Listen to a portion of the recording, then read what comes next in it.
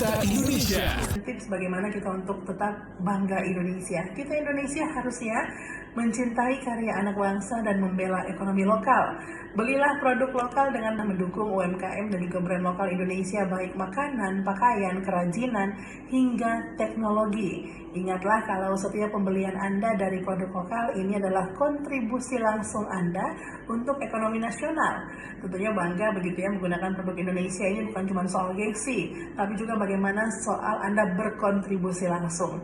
Kenali juga cerita di balik produk yang Anda beli, cari tahu siapa pembuatnya, dari daerah mana, dan bagaimana proses produksinya. Karena semakin tahu Anda, semakin tumbuh juga rasa cinta dan kepedulian terhadap karya anak-anak bangsa. Tampilkan di media sosial Anda, pakai produk lokal dan bagikan pengalaman positif Anda di media sosial. Tidak lupa untuk memberikan ulasan yang jujur tentunya, dan mungkin bahkan apresiasi agar karya anak bangsa semakin dikenal luas. Kita Indonesia.